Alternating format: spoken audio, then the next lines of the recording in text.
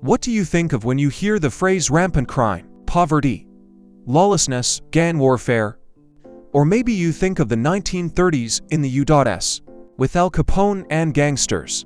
But our present-day character would have easily beaten the sophisticated Italian mafia. And the criminal empire of Pablo Escobar was the most powerful and wealthy illegal organization in the world. At the end of 80th, under the power of this man was a whole country. And he was not the president, but a simple drug dealer. Pablo Emilio Escobar Gaviria lived very little, only 44 years. He was born in 1949 in an ordinary family of a farmer and a schoolteacher. His childhood was spent in the poor neighborhoods of his hometown of Medellin. He began to build a career as a criminal in his youth, and some people say that a guy from a poor family had no special prospects, except to become a gangster. But in the same conditions lived millions of people, and not all began to rob and kill. What were Escobar's first crimes cannot be accurately said. Someone claims that at first he stole and resold tombstones. Some say he forged university diplomas. Whatever the case, by the age of 20, Pablo was already at the head of a small gang of car thieves. And I think they even managed to kill someone. And then in world history coincided several factors that made Escobar what he became. In the 70s, in the United States, begins cocaine boom. Lovers of illicit substances massively switching from light, weed and heavy heroin to a new drug. No one in the government foresaw the threat from cocaine. It was perceived as a harmless stimulant, so there was no serious fight against it. At the same moment, in Colombia, 26-year-old Pablo Escobar was discovering the world of drug trafficking. At first he traded small amounts of marijuana, and then realized that selling cocaine is 10 times more profitable and safer. The price of 1 kilogram of cocaine in Colombia was $1,500, and on the streets of America it cost already $50,000. That is 30 times more expensive. All that was left was to find a reliable method of delivery. But already during the first flight, Pablo and his partner were detained at the border with 14 kilograms of cocaine paste, which they bought in Peru. Pablo was supposed to go to jail, and all his attempts to bribe the judges failed. So he simply ordered the police officers who arrested him to be killed. And without the main witnesses for the prosecution, the whole case against him fell apart and the drug dealer went free. This cynicism about any obstacle would be his main weapon throughout his life. The cartel was born in 1976. In addition to Escobar, it included experienced drug traffickers, the Ochoa brothers, Jose Gacha, later joined by Carlos Letter. It was these people and managed the entire organization until its collapse. It's the 70s, everyone wants easy money. But how to create a giant structure with thousands of hired employees, while not attracting too much attention from the police.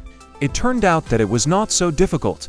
It was enough to organize a total division of labor. The cartel consisted of small working cells, which included either relatives or neighbors, and they could only do what they were ordered from above. Those who transported drugs only did the transporting. Those who grew coca only grew the coca, and so on. The cartel even had its own intelligence and its own fighting groups. The individual cells knew nothing about each other and were linked to only one leader. If a government agent tried to infiltrate the cartel, he would not be able to find out anything that could expose the entire organization. And if any grassroots cartel employee was guilty, not only he could be killed, but his entire family as well. Under these conditions, few people would risk deceiving Escobar. The second step of the Medellin cartel was the transfer of coca production from neighboring countries to Colombia. In 10 years, drug traffickers became the country's largest landowners, turning jungles into plantations, and ownership of large plots of land allowed them to maintain private armies almost legally, officially to guard against guerrillas, but in reality for any kind of coercive operations, including assassination of competitors. All this led to the fact that already in the early 80s cocaine became Colombia's main export commodity, overtaking even traditional coffee. 30% of everything Colombia supplied to other countries was coke. Another undoubted success of drug traffickers was the scheme of delivery of the substance to the American market. When the cartel became the sales leader, cocaine began to be transported by all available means: ships, submarines, helicopters. But initially, Pablo had one route that began his ascent to the throne. Pablo's predecessors tried to move drugs either in huge shipments on ships or by using hundreds of lone couriers with cocaine in their luggage. Both methods were risky and unreliable. His companion Carlos came up with a brilliant idea while he was in prison: light engine aviation. Small airplanes had two important advantages: they could fly below the radar, and they did not need a large runway. About 100 kilograms of drugs worth millions of dollars could be moved in one flight. A pilot could earn $500K per flight. There was only one problem: a single-engine plane was incapable of flying from Colombia to the US without refueling, so the cartel needed a transshipment base, and Letter found one. The base was the small Bahamian island of Norman's Cay. Letter paid $4.5 million to the Bahamian authorities and got the island for full use, along with its inhabitants. Some of them he bribed and threatened to leave their homes, and those who did not obey simply killed and turned the paradisiacal Caribbean island into a natural fortress. A private airport and a rich palace appeared on the island. Norman's Cay was guarded by the best teams. This army was even armed with large-caliber machine guns. The island was off-limits to anyone not involved in the drug trade. Journalists and casual fishermen were simply killed on the spot. More than 300 kilos of cocaine passed through the base per day, and 30-year-old Pablo Escobar became one of the richest men in the world. He was making $60 million a day. He had so much cash in his warehouses that the cartel had to write off 10% a year because the money was being eaten by rats. Escobar was doing well. At 27, he married his girlfriend of 15 years. They had two children, and all the competitors were either killed or bought.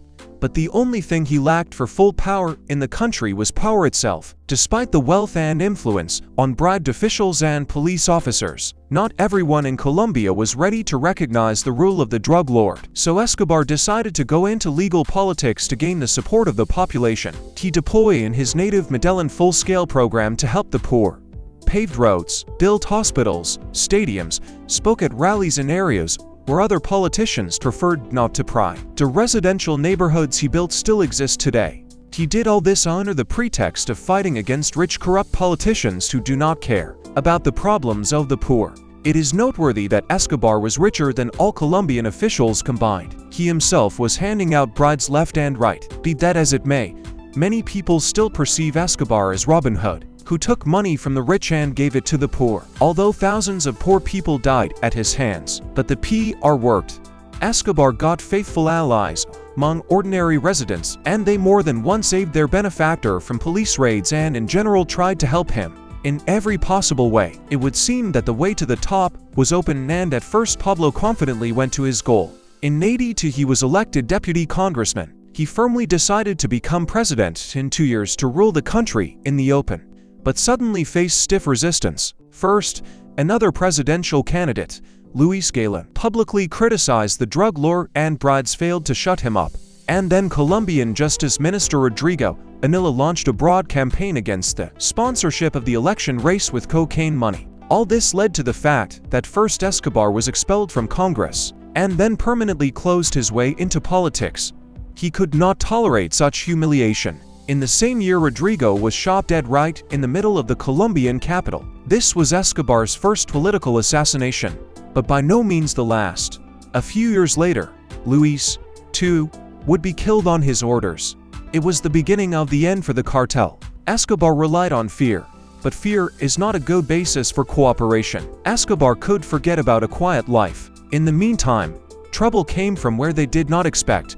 In the U.S., the new head of the CIA, George Bush Sr., launched an active campaign to combat the Colombian drug mafia. Not long ago, Pablo was photographed with his son near the White House, but now he was not allowed to enter the country, and all his American property was seized. The worse things got for Escobar, the more violence he resorted to, not shying away from outright terror. At first, the U.S. plan was to extradite the drug lord for U.S. trial, but the Colombian authorities considered such conditions unacceptable. Allegedly, if Colombians broke the law, they should sit in Colombian prisons. For some reason, however, drug traffickers were not afraid of Colombian prisons. Then the main cocaine supply channel, Norman's Cay Island, collapsed. An American journalist published an investigation where he proved that almost the entire Bahamian government was bribed by the cartel, and the owner of the island himself, Carlos Letter, had by that time turned into an outright drug addict and raged so that even bribed officials could not turn a blind eye to his antics. It took a real army operation to take over the island. Escobar's business was dealt a serious blow, and after the high-profile assassination of the Minister of Justice, the fight against the drug mafia began with renewed vigor. Even the president, who had previously opposed the extradition of Colombian citizens to the Americans, promised to send to the U.S. all drug lords who could be caught. So all the leaders of the Medellin cartel were forced to flee to Panama for several months, and Carlos Leder hid in the Colombian forests for 2 years, but was eventually caught and handed over to America. He is still serving a life sentence in an American prison. Meanwhile, Pablo has launched a real war for power in Colombia. If the government insists on extraditing the drug lords to the US, they will have to answer for every police raid. For every cartel member arrested, Escobar decided to blackmail an entire country. He created a real terrorist organization that started fighting everyone who fought the drug mafia. They killed officials, police officers, and just random people. If the authorities managed to catch a major drug trafficker, Escobar would stage an explosion in a busy neighborhood, with dozens of ordinary citizens becoming victims. In just a couple of years, Colombia became one of the world leaders in the number of murders, more than 25,000 a year. For the war with the police, Escobar hired whole squads and invited professional mercenaries from all over the world. The most notorious and audacious crime of Escobar was the attack on the Supreme Court of the country in 1985. During the attack, about 100 people were killed, among them half of all the chief judges of Colombia. The attackers also destroyed documents that were supposed to serve as a reason for Escobar's extradition to the United States. It has not yet been established exactly how much Escobar himself was involved. Some say he orchestrated the attack entirely. Others say he was unaware of the attack until the last minute and paid the organizers $1 million after the attack. The more Escobar brutalized, the more hatred he received in return. Eventually, he was forced to build an entire network of secret hideouts across the country. He could feel at ease only in his hometown of Medellin, because he did not organize high-profile murders there. The war with the cartel reached its peak in 1989. The President of America was George Bush, who was the main ideologist of the fight against the Colombian drug mafia back in the days of the CIA. Gacha, one of the founders of the Medellin cartel, was hit first. He was arrested, all foreign accounts totaling $60 million. And in Colombia itself, the election race for the presidency began and political assassinations resumed with renewed vigor. First, the supreme judge of the country was assassinated, then the head of the police department, and then the main contender for the presidency, Luis Galen. Before the elections, Escobar's terrorists set off 7 bombings in the Colombian capital over a 2-week period, killing 37 people, and more than 400 were injured. The new president announced that he intended to completely destroy the drug mafia. The government began incredible operations on an incredible scale: seizure of the drug lord's estate, the defeat of the plantation and drug labs, the seizure of money. The cartel responded with terracottas. Explosions in cities became an almost daily occurrence. Escobar twice attempted to assassinate the chief of the secret police service, but was unsuccessful. But he killed over 60 people in the process. The peak of the terrorist attacks was the bombing of a civilian airplane with over 100 people on board. But the war was coming to an end. Soon Escobar lost another of his closest associates and the head of almost all power operations of the cartel. Rodriguez Gacha exploded on his own grenade during a shootout with the police. Terror, Escobar's main weapon, began to turn against him. The people of Colombia, tired of being afraid, took up arms and formed their own terrorist organization. A group of enthusiasts began killing everyone who had any connection to the cartel without trial. The authorities turned a blind eye to their activities, and almost all of Colombia, along with the United States, began to sponsor the group, as well as the government, police, people who suffered from Escobar's actions, and even other drug cartels. The hunt for the #1 criminal in the world was led by a special group headed by American agents. Escobar several times miraculously managed to evade raids.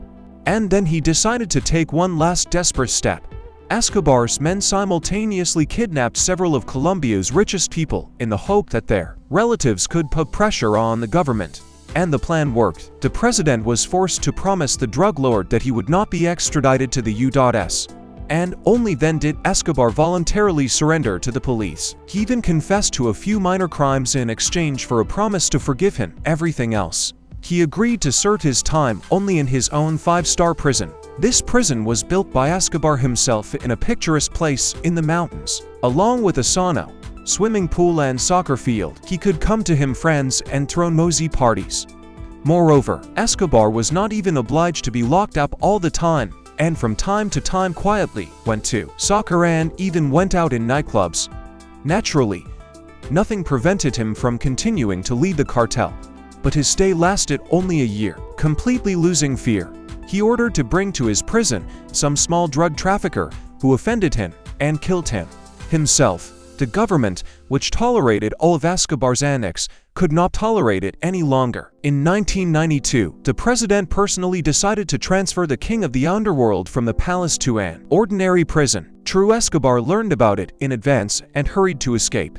But from the drug trafficker turned away almost all friends. 3 other creators of the cartel, the Ochoa brothers, preferred to stay out of it and served their time quietly, and he had no other helpers on the outside. For 6 months Escobar ran around the country, hiding from the police in forests and squalid apartments. But after 6 months, he was tracked down after he called his family and stayed on the line for more than 5 minutes. That was enough time to locate him. It turned out that the criminal was hiding in a small house in his hometown, accompanied by just one security guard. No one planned to take Escobar alive. When the drug lord's bodyguard was killed, Escobar tried to escape through the roofs of neighboring houses, but was shot by a police sniper. The first bullet hit the drug lord in the leg, the second in the shoulder, and the third in the head. Maybe he shot himself, nobody knows. In any case, two brothers Escobar said that in case of inevitable arrest Pablo would prefer to shoot himself with his favorite gun. This version is confirmed by the fact that near his body found the same weapon. Not all of the cartel's creators ended badly. 2 of the Ochoa brothers served time in prison, were released and became successful businessmen, giving up drug trafficking. Did Escobar's death help defeat the drug mafia in the country? Of course not. The Medellin cartel's place was taken by its main rival, the Cali cartel. If Escobar took 80% of the world market, the cartel that replaced him took 90%. They took Escobar's mistakes into account and never tried to declare open war on the government. They preferred to stay out of politics and pay officials for their loyalty. But by the end of the 90s, this organization was dismantled, and Colombia slowly but surely began to return to a peaceful life. By 2010, the country had reduced cocaine production by 60%, and the level of violence had halved in the last 10 years. Of course, Escobar did not invent the drug trade, but he understood how to turn the criminal business into a huge organization, a drug cartel, and how to lead a chic life when everyone around knows what he does. In the 70s, of course, there were other drug lords in the world, but none of them even thought that you can conduct business on such a scale. It can be said that John Rockefeller in his time managed to create a monopoly on American oil, and Pablo Escobar achieved a monopoly on the cocaine trade. Pablo Escobar's life is often romanticized, admiring his daring antics and helping the poor. To some, Escobar is a national hero who sponsored soccer, built hospitals, sports facilities, and homes for the poor. He turned one of his residences into an outdoor zoo with exotic animals brought in from all over the world. His popularity was so high that more than 25,000 people showed up for his funeral, but for others, Escobar was a bloodthirsty killer, on whose orders hundreds of people were killed. Anyone who interfered with him, did not like, or just fell into his hands. Escobar saw no difference between gods and the poor. He killed everyone. He is still considered the most famous Colombian and the richest criminal in history. In the late 80s, he was even ranked by Forbes magazine. About his life made about a dozen movies and TV series, and even about the lives of his assistants. This is the end of the story of the world's most famous drug lord. Write in the comments, is it fair to call Escobar the Robin Hood of his time?